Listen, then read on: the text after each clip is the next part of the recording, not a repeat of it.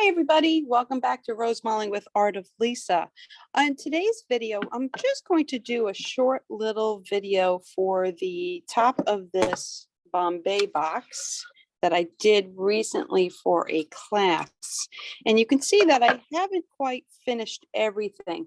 So we like to call this a UFO, an unfinished object. So I'm going to work on doing some of the detailing on top of here. We have another video that will be coming out in regards to Gubrensdahl. So that Gubrensdahl leaf video will come out in the next couple days. But in the meantime, we're going to work on finishing this guy off. And you can see I've got some of the detail done here. But let's go ahead and use my Kingart 10-aught 9375 mid-length liner. It's about a 1/2 inch long, and I've got my paint all set up here, and you can see I've got a wet palette that's made with like a Tupperware Rubbermaid piece here. It's got my palette paper and it's got a wet paper towel underneath.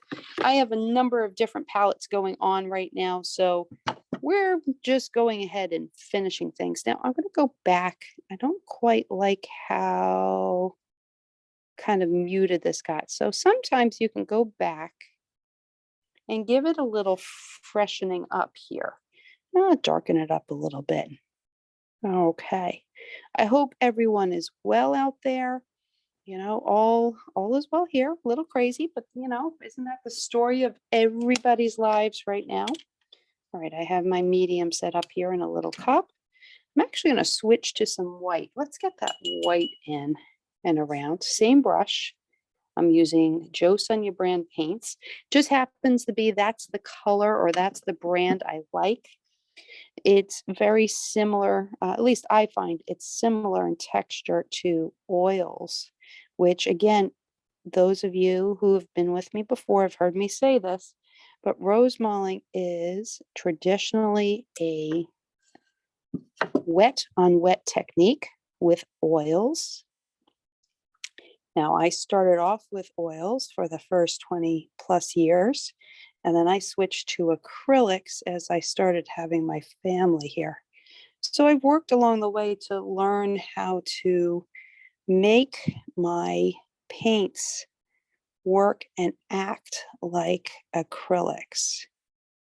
You know, and the more I teach, and I do teach, and I will add this on, I'm going to work on my classes today, and I will put them on my, I'm switching to yellow here. I'm going to put them on my Facebook page, which is Art of Lisa. So this is yellow oxide. And I'm basically just going to bounce from section to section here and go ahead and get my detail in here.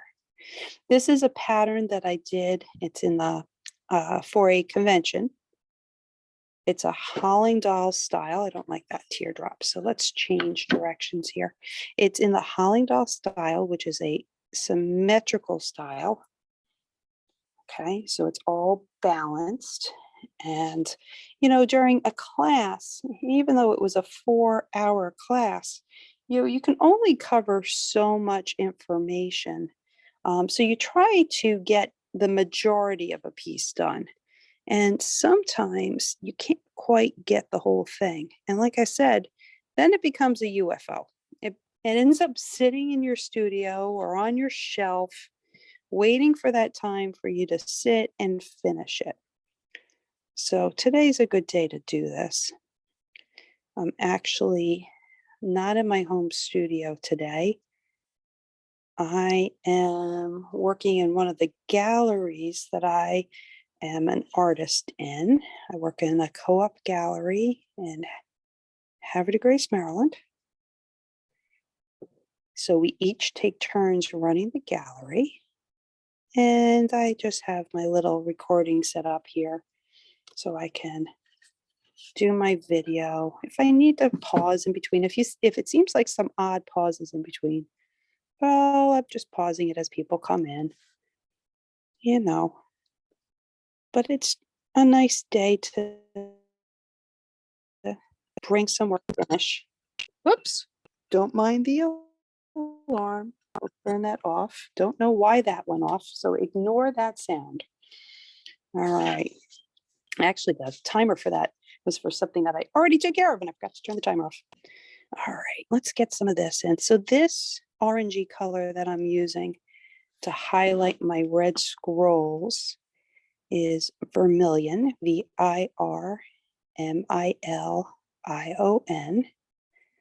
All of my detail paint here has been mixed with my medium to make it nice and wet so that I can just pull my brush down over these strokes. Just pulling them around. Of course, I have the bottom of this to do as well, but we're just going to focus on the top today. And I hope you just enjoy watching some brush strokes going down. Now, I am playing with how I'm recording this. So I'm recording it to a Zoom meeting, and then I'm going to upload it from there. You know, I'm just trying to learn all different new ways of trying to do this. And eventually, like I said, my studio, again, these are for people who've been with me before, have heard me say, I am getting my studio redone. Well, we'll see when that happens. You know, when you do it yourself, it sometimes takes longer. So if you are new to my videos and my YouTube channel, please feel free to hit subscribe and like, and, you know, go back, look at some of my old videos. I actually do some tutorials on brush strokes. So great for anybody who wants to work on that. Or if you just enjoy watching a paintbrush move and hear somebody speak, well, maybe this is the place for you. All right, I keep adding in here. I just keep looking around, seeing what I'm missing. I'm changing colors in between. You can see I'm wiping off my brush in between and then going into my next color. I don't mind if I have a somewhat muddy brush. Now, what do I mean by a muddy brush? Well, it means I'm not worried about totally cleaning out all my colors in between. The neat thing with oils, or with acrylics, I should say, at least what I've been able to do is I've been able to wipe my brush in between, not necessarily clean it, and then go and dip into my next color so that I can use it along the way here. So go ahead. Again, I'm just looking to see what I've missed. I want to try to make sure that they match. Again, remember I said it's a symmetrical style. So I am putting in the symmetry. Okay. Working my way through. Okay, wipe my brush off. I'm going to go into yellow oxide. Now, a little trick, if you've been, and I don't like that one, so I'm just going to wipe that one away because it doesn't blend as nice. Sometimes when you want to mix your colors with acrylic and the stuff is dried and you want a bit of a blended effect, you're going to take your brush here. I'm just going to wipe out the tip a little bit. And I'm going to go ahead and dip into the color that I'm painting upon, which is that green. I'm going to go ahead and pull this over, and look, I get a nice little blending here.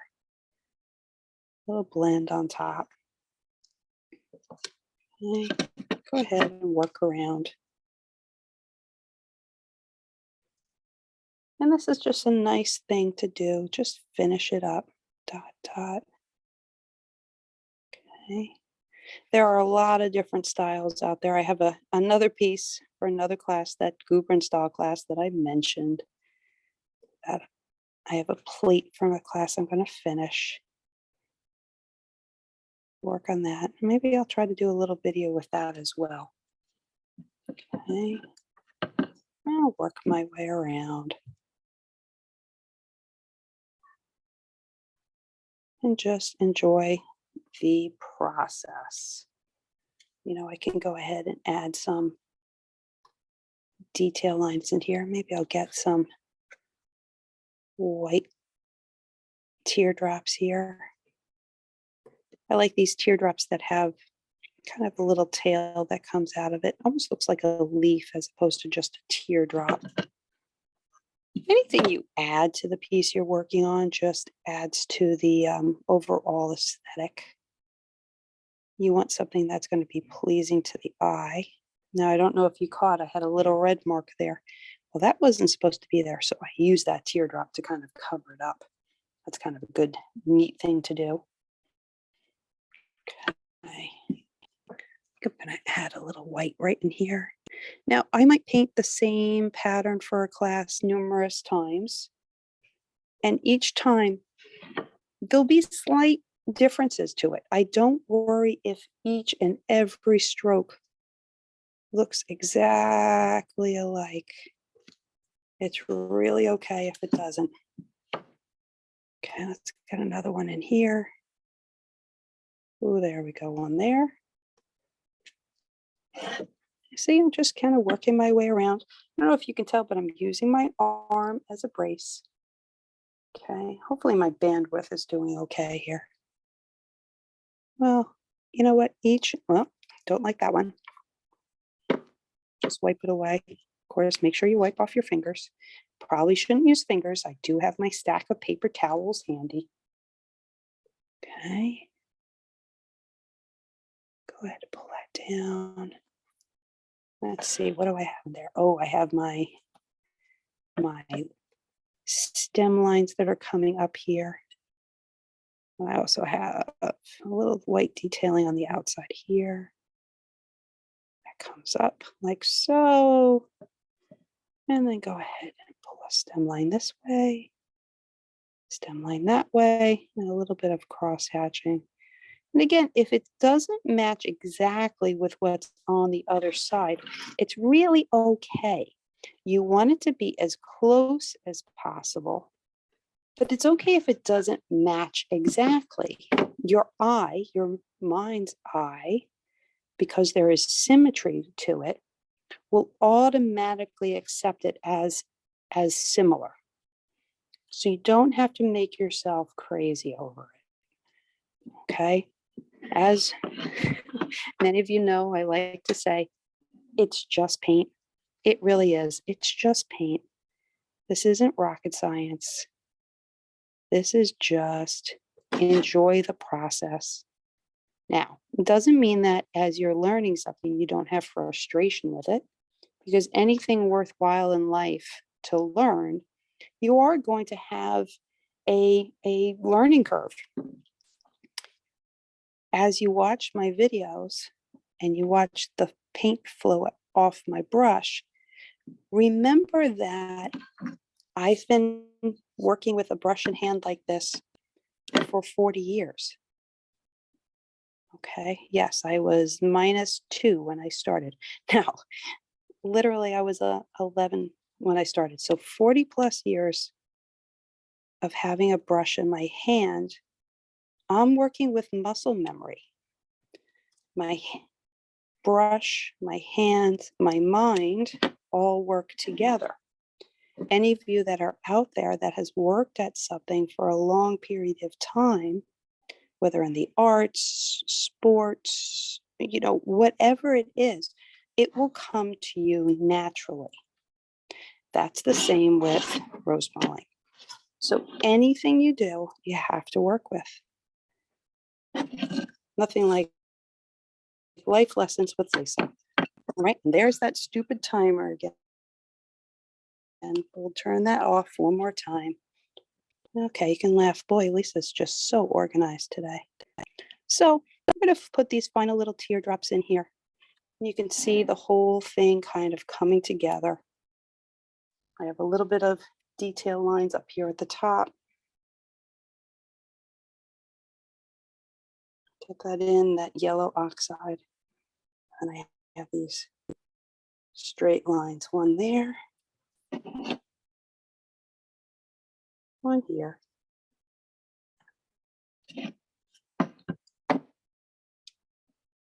One down this way, one down this way. Again, I'm not too worried if they're not perfect. I'm going to fix that one a little bit though. That one I don't like. Where's that little piece of paper towel? Let's get that out there. Okay. Wipe that off. Yeah, sometimes you do have to say, that didn't work too well. All right, let's try that again.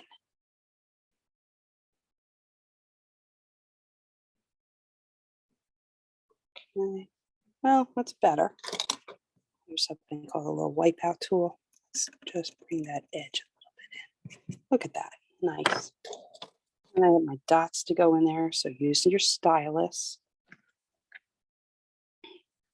Go ahead and put in your paint there.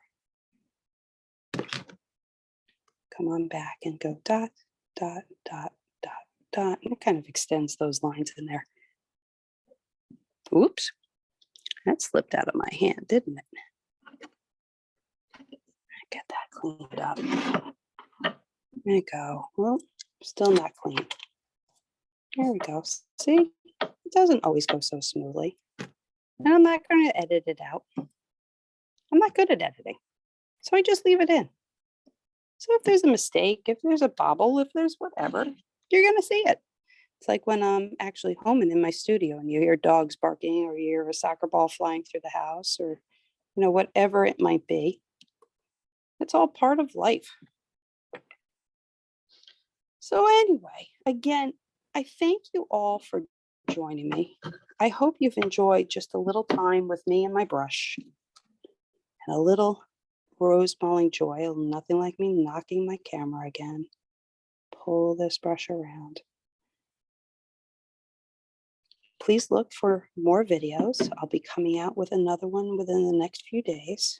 I just have to set it up right. And the reason I have to set it up right is because I'm going to do a little example with not only acrylics, but some oils. So it's a comparison between the two in this one particular style with these intricate Goober style leaves, which kind of look like cantus leaves.